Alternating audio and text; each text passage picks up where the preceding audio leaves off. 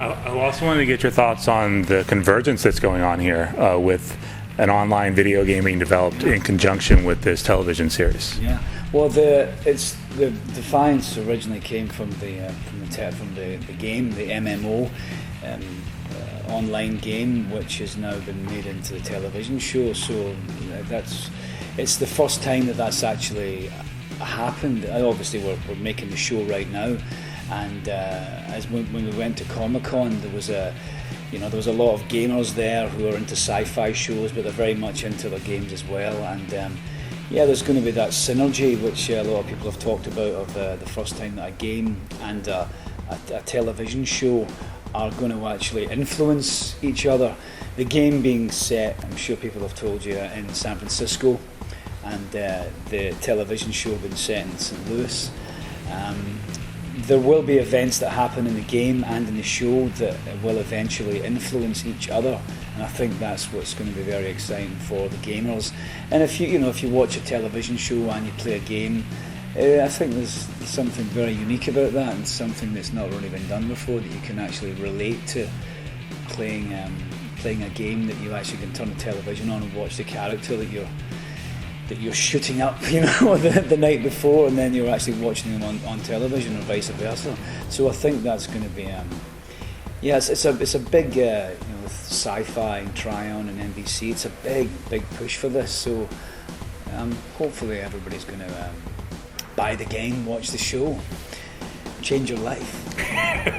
And then you can speak some Kastathan as well, which if you go Shafyare Runda Je Gola Bira Kabira Jidohe Zara Hala Lulena Kazara Gola Vanga Kura Sha Yazulu. I just said that's my taxi, and I really have to take my wife to dinner. No, I'm kidding. But anyway, you might have to edit that out. You can't be speaking Gaelic. No, that was a bit of Kastathan. That's the language that we see all over the place on the set. David Peterson, who did Game of Thrones as well, and the Dothraki language is doing this. He's doing the Kastathan, the Rathian.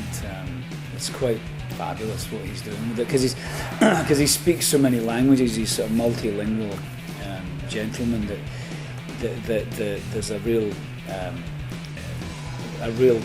sort of studied approach to the language that he's creating. So, and bloody difficult to learn, but once you get it down, just flows right out there, But it's great. It's great to actually have that in the show as well. When you have the English, American, but then you can have your own alien language as well, which many times we use, which sounds really cool.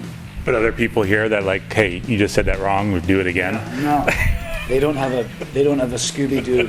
They don't have a clue. No.